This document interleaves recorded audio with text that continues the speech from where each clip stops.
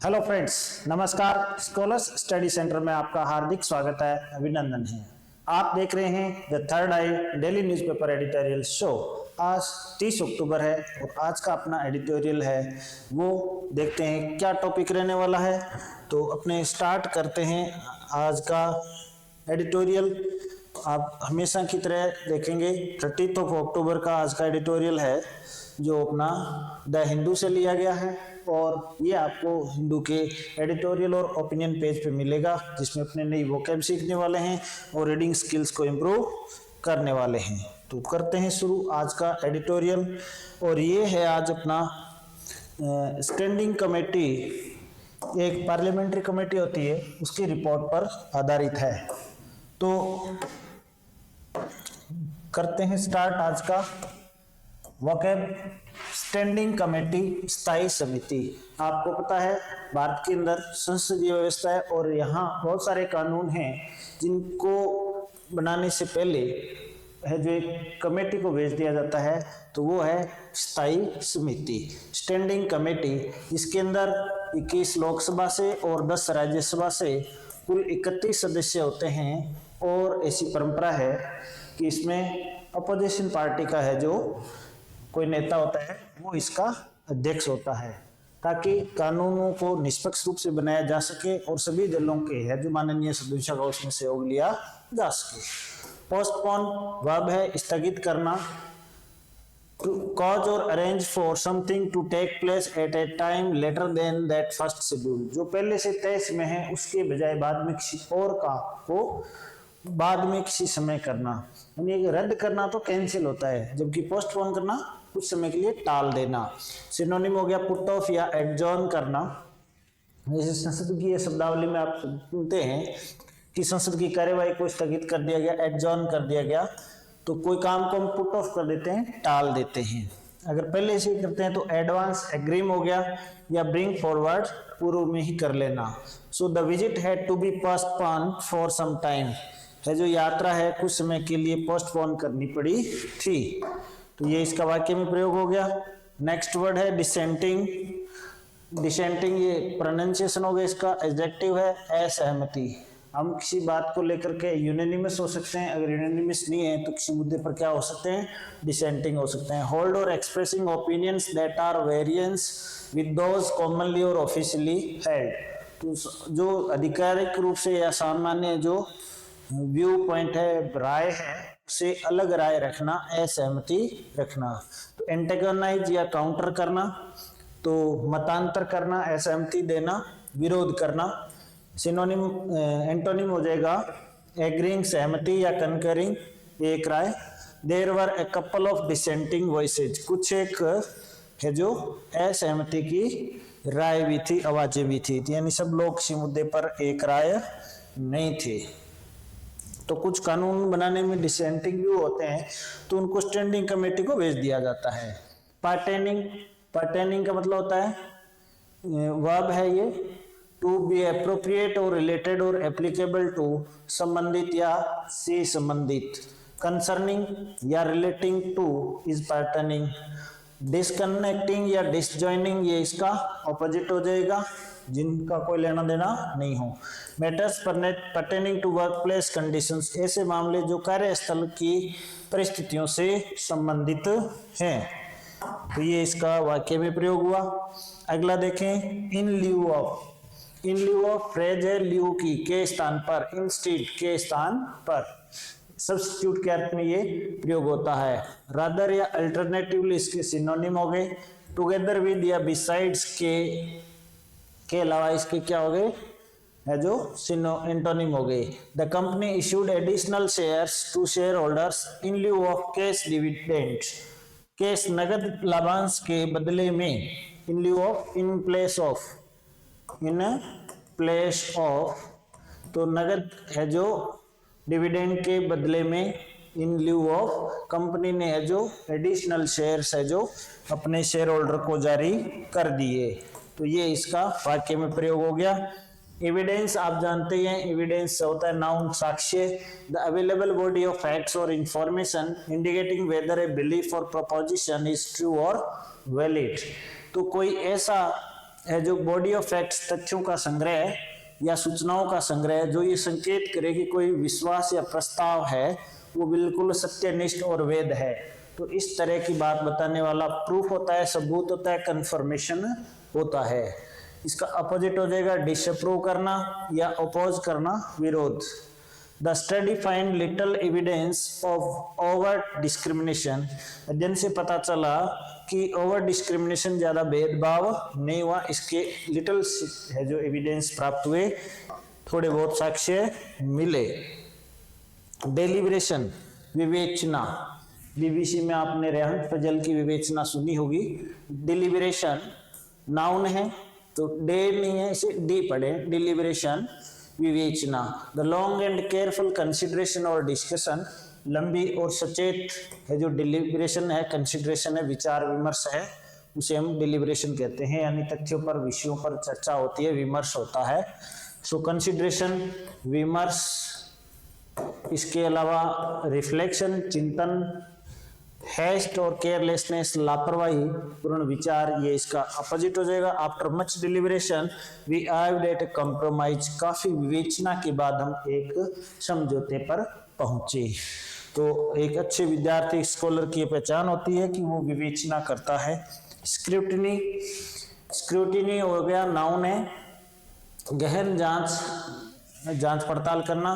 Critical observation और examination of something, या careful examination और इंस्पेक्शन, ये केयरफुल एग्जामिनेशन सावधानीपूर्वक परीक्षण करना या निरीक्षण करना, सिनोनिम हो गए। ग्लैंस और कसरी लुक, झलक या सतही तौर पर देखना, ये इसका एंटोनिम हो जाएगा। The policy came under scrutiny last week or month, तो जो नीति है वो पिछले महीने है जो गहन जांच पड़ताल के दिन आ गई, ये इसका एंटोनिम हो गया।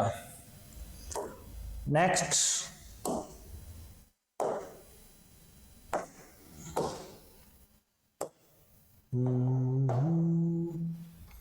स्क्रूटिनी,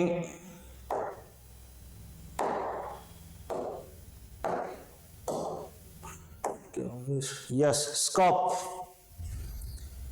स्कोप हो गया नाउन है, दायरा। स्काउट, ए ऊ यानी औ की ध्वनि आएगी, स्काउट, जैसे gout. The extent of area or subject matter that something deals with or to which it is relevant, तो ऐसा कार्य क्षेत्र जो किसी से संबंधित हो, तो हो गया दायरा या स्कोप या क्षेत्र। यानी हम कोई भी बात करते हैं, एक्सटेंट क्या है उसकी, अपॉर्चुनिटी क्या है, रेंज क्या है।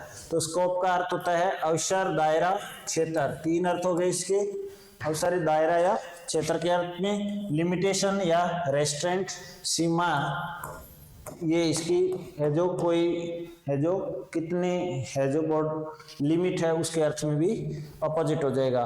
We divided the scope of our investigation, हमने है जो हमारे परीक्षण का जो स्कोप है, दायरा है, क्षेत्र है, उसको व्यापक कर दिया, बढ़ा दिया। नेक्स्ट है प्रोसीडरल।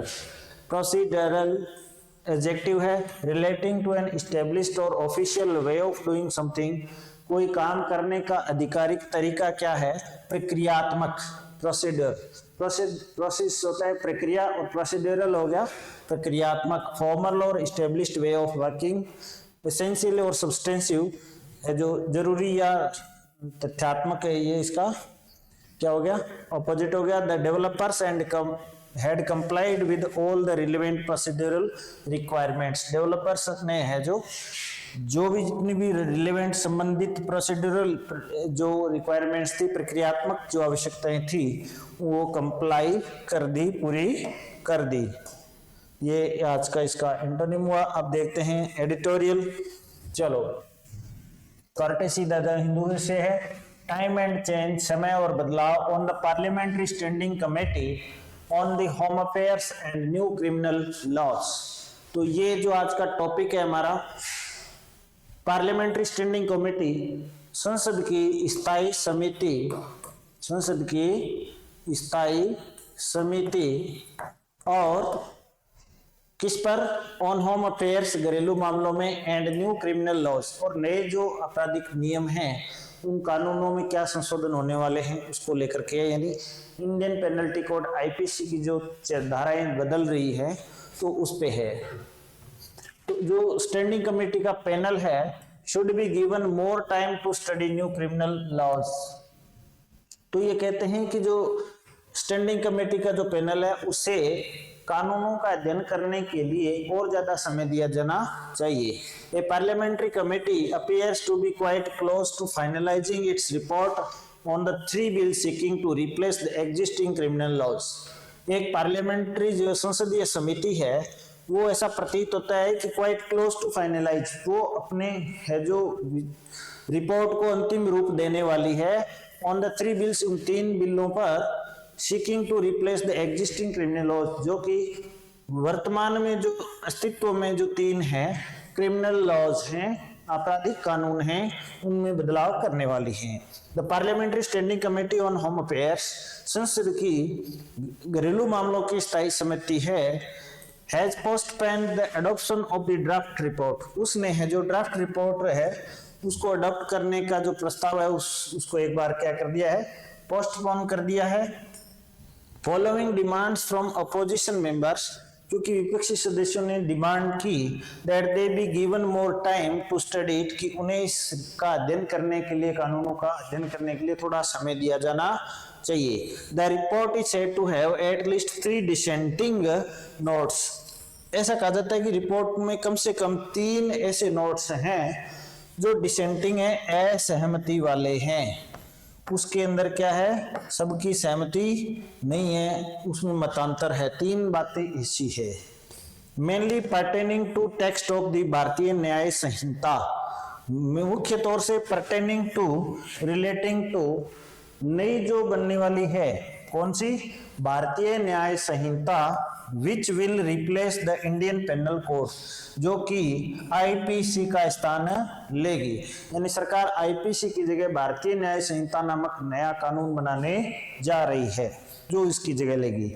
द भारतीय नागरिक सुरक्षा संहिता, एक है भारतीय नागरिक सुरक्षा संहिता, भारतीय न्याय संहिता, दूसरी भारतीय नागरिक सुरक्षा संहिता, which will come in the place of the code of criminal procedure, यानी जो आपराधिक जो फौजदारी जो कानूनी प्रक्रिया है उसकी जगह भारतीय नागरिक सुरक्षा संहिता आने वाली है।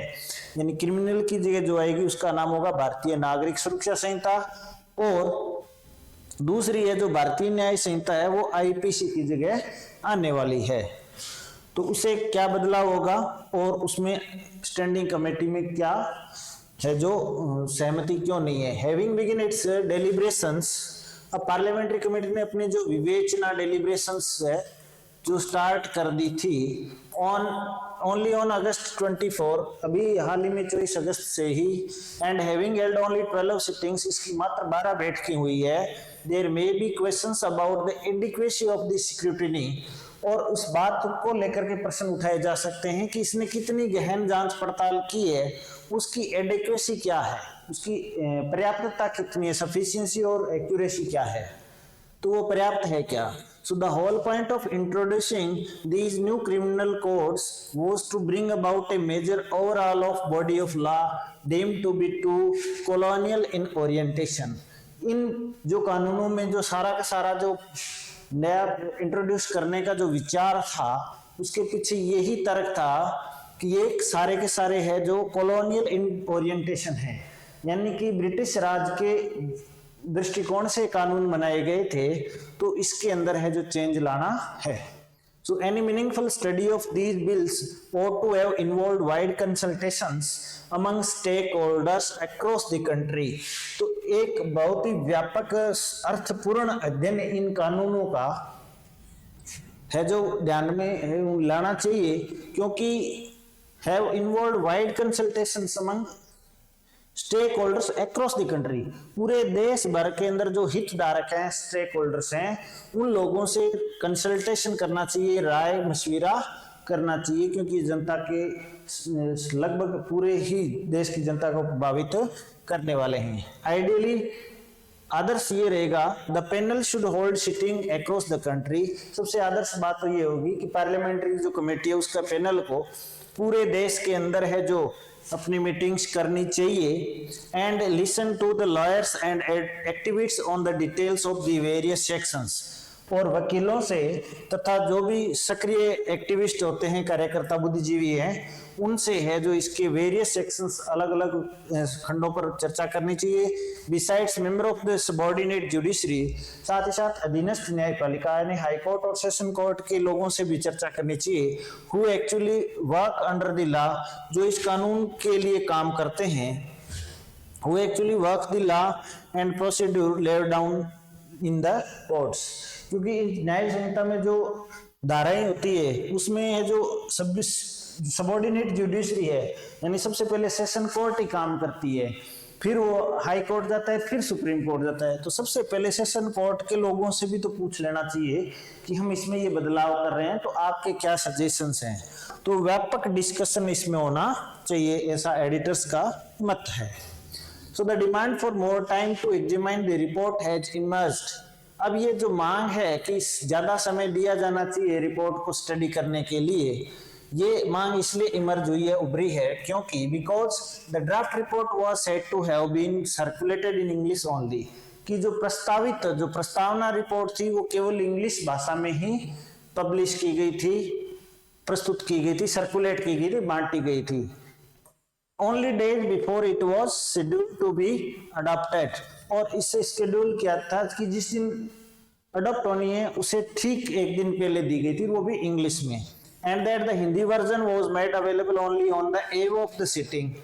एक दिन पहले तो इंग्लिश वर्जन उपलब्ध कराया, बैठक के दिन शाम को ही आपको हिंदी का है जो वर्जन दिया गया। So the panel's next meeting is scheduled for November 6। Panel की जो नई मीटिंग है वो उसका जो शेड्यूल है वो नवंबर 6 है, 6 नवंबर को होने वाली है। So it would be unwise, ये कोई बुद्धिमत्ता पूर्ण नहीं होगा, to treat the current deferment as nothing more than a brief interlude to give more time to the panel members to study the draft report। तो ये ऐसा नहीं कि इस ड्राफ्ट रिपोर्ट को जो पढ़ने के लिए पैनल मेंबर्स को दिया गया समय ये इंटरल्यूड से ज्यादा और कुछ नहीं, एक छोटा सा विश्रांति काल दे दिया गया है। Rather it should be seen as an opportunity to extend the time, जबकि इसको एक टाइम को आगे बढ़ाने के अवसर के रूप में देखा जाना चाहिए था। Given to the committee by a few more months, जो कि कमेटी को कुछ दिन महीने पहले दिया गया था, तो ये बहुत कम समय रह जाएगा। The government seems to be keen on getting the bills introduced in parliament and passed during the winter session. ऐसा प्रतीत होता है कि सरकार बहुत ज्यादा कीन है, उत्सुक है कि इन बिल्स को पार्लियामेंट में जल्दी से जल्दी लाए, इंट्रोड्यूस करे और उसे विंटर सेशन में पास करवाए। There is no reason for such haste, ऐसी जल्दबाजी के लिए और कोई कारण नहीं है। It might be argued that considerable sections of the new laws are mere reproductions of the old codes। अब देखो यहाँ क्या है कि it might be argued that, ये तर्क दिया जा सकता है कि considerable sections of the new laws, नए कानून के अधिकांश हिस्से हैं वो केवल ओनली रिप्रोडक्शन है, पुराने कानून को ही एक बस पुरानी शराब को नई बोतल में परोस दिया गया है। Old codes and that one study by the standing committee may be enough before they are introduced in the legislature। और कमेटी ने अगर वो लेजिस्लेचर में इंट्रोड्यूस करे उससे पहले एक बार अगर पढ़ ले तो पर्याप्त है, यानी कॉपी पेस्ट मैटर मिलेगा आपको। However, there are areas that may require deeper scrutiny। फिर भी कुछ ऐसे एरिया हैं जहां गहन जांच पड़ताल की आवश्यकता है। फॉर इंस्टांस, उदाहरण के लिए, द स्कोप फॉर मिसयूज, कि कानून का दुरुपयोग है उसका दायरा क्या रहने वाला है। इफ एनी, अगर कोई ऐसा हो, इन द न्यू डेफिनेशंस, जो नए कानून की परिभाषा है, the desirability of introducing new offences include such as, जैसे नए जो ऑफेंसेज हैं उनकी जो डिजायरेबिलिटी है ऑफ इंट्रोड्यूसिंग न्यू ऑफेंसेस, नए ऑफेंसेस, नए जो अपराध हैं उनको कैसे प्रस्तुत किया गया है, जैसे कि हेट स्पीच है, whether there is further scope for procedural reform in the criminal justice system, तो क्या इसके अंदर जो नया जो क्रिमिनल जस्टिस सिस्टम है, आपराधिक न्यायिक व्यवस्था है, इसके अंदर जो सुधार की कोई प्रक्रियात्मक व्यवस्था के लिए भी कोई है जो अवसर बचता है क्या, तो इस बात को लेकर के और हेट स्पीच को लेकर के भी उसमें क्या कहा गया, इस पर डिबेट करने की आवश्यकता है।